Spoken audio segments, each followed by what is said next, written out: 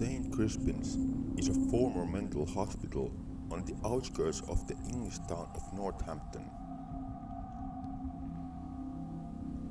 It is situated on the fringe of the historic Berrywood forest and on raised ground with splendid views across the Nene Valley.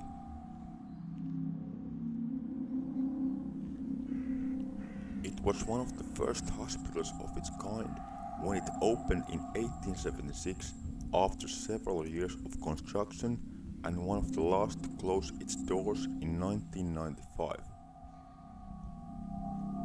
Its distinctive red brick pavilion style was the brainchild of a Staffordshire architect named Hugh Griffiths. St Crispin's typified the concept of a mental institution by being completely self-contained. The expansive grounds included a working farm, a market garden, a cemetery, and of course a clock tower too. There was on-site housing for the psychiatric doctors and nurses who worked there, as well as shoemakers, tailors, carpenters, and upholsterers. The 190-foot clock tower stood on the south facade, and no one who was resident there can ever forget for whom the bell did toll.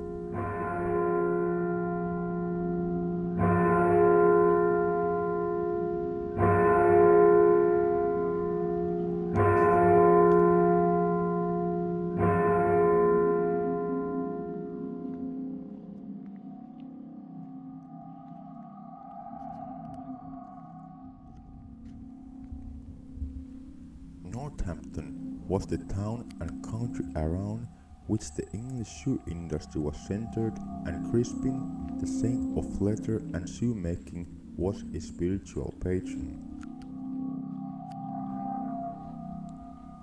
It is wrong to assume that all patients detained were kept in straitjackets and were around the bend from walking around in ever-decreasing circles, mentally and physically.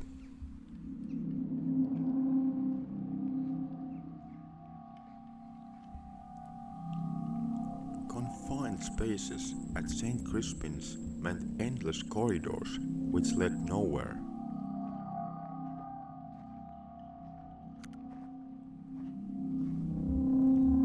This was largely home to as many as 2,000 male and female patients at its height who were misfits and social inadequates of the post-Victorian era, victims of crime, family abuse, delinquency, and trauma. St Crispin's was a place for medical experiments on the wholly unfortunate who only found out what was happening to them when it was already too late.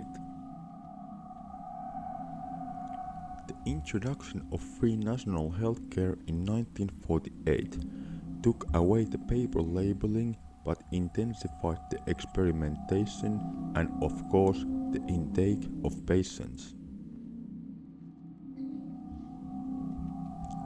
Dignity and self-respect was senselessly demeaned and stripped away from perfectly sane individuals who became subjected to something new but in reality relabeled as occupational therapy.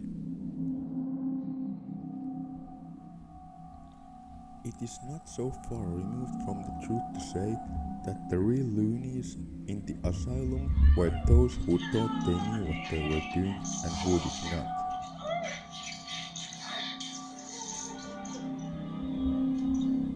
They were perhaps more institutionalized than the patients themselves. The hospital has been ravaged by numerous fires during its period, caused by arsenic and others which cannot be rationally explained. St Crispin's is now but a burnt-out ruined cell.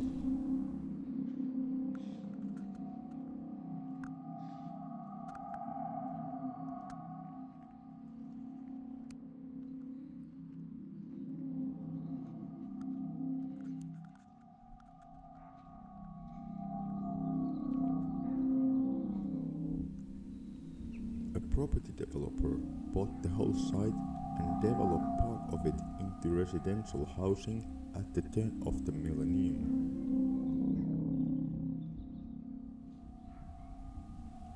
The buildings and worksite of the hospital itself were left relatively untouched. The hospital was also used as a filming location in the 1977 series of Doctor Who in a 6-part story called The Talents of Wen Chiang. The mortuary was used to represent a Victorian operating theatre. Hence, its dereliction and ruin today to the extent that the site is fenced off to trespassers and intruders, but this does not seem to prevent the most determined and persistent from entering upon the site in spite of the obvious dangers to health and safety and posting recordings of their visit on social media.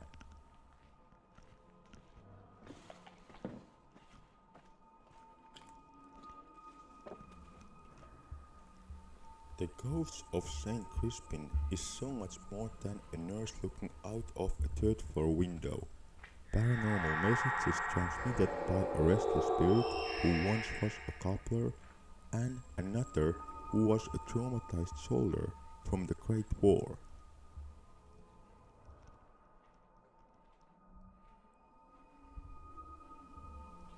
A young girl whose only fault was to submit under force to a father who raped her and then killed him for his desperately wrongdoing.